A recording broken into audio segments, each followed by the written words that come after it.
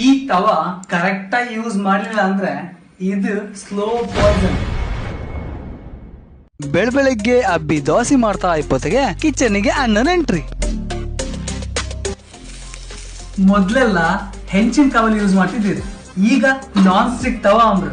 ಎಣ್ಣೆ ಹಾಕುದು ಬೇಡ, ಎಂತದು ಬೇಡ. ಎಲ್ಲಿವರೆಗೂ ನಾವು ಈ ತವಾನ ಓವರ್ ಹೀಟ್ ಮಾಡುದಿಲ್ಯೋ ಅಥವಾ ಹಿಂಗಿದೆ ಒಂದ್ ಸ್ಟೀಲ್ ಚಮಚ ತಗೊಂಡು ಇದ್ರಲ್ಲಿ ಗುದ್ದುದಿಲ್ಯೋ ಅಲ್ಲಿವರೆಗೂ ಯಾವುದೇ ಪ್ರಾಬ್ಲಮ್ ಇಲ್ಲ.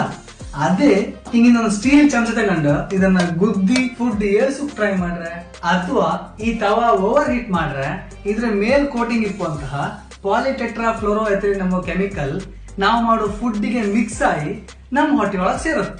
ಅಲ್ಲಿಂದ ನಮ್ ಕತೆ ಕೈದು. ನಾನ್ ಸ್ಟಿಕ್ ತವನ ಸೇಫ್ ಆಗಿ ಯೂಸ್ ಮಾಡ್ಕಂದ್ರೆ ಈ ತವನ ಓವರ್ ಹೀಟ್ ಮಾಡಬೇಡಿ. ಹಾಗೆ ಫುಡ್ ಅನ್ನೆಲ್ಲ ಏಳ್ಸೋಕೆ ಸ್ಟೀಲ್ ಚಮಚ ಯೂಸ್ ಮಾಡಬೇಡಿ, ಬದಲಾಗಿ ಹಿಂಗಿನ ಮರದ ಚಮಚ ಯೂಸ್ ಮಾಡಿ. ಹಾಗೂ ನಿಮ್ಗೆ 100% ಸೇಫ್ಟಿ ಬೇಕಂದ್ರೆ ಈ ಕಾವಲಿ ತೆಗೆದು ಬಿಸಾಕಿ ಅಟ್ಟದ ಮೇಲಿಪ್ಪು ಹಂಚಿನ ಕಾವಲಿ ತೆಗೆದು ಯೂಸ್ ಮಾಡಿ. ಈಗ ಈ ವಿಡಿಯೋನ ಎಲ್ರಿಗೂ ಶೇರ್ ಮಾಡಿ, ಎಂತಕ್ಕಂದ್ರೆ ನಾನ್ ಸ್ಟಿಕ್ ತವದ ಹಣಿ ಬರ ಎಲ್ರಿಗೂ ಗೊತ್ತಾಯ್ತು.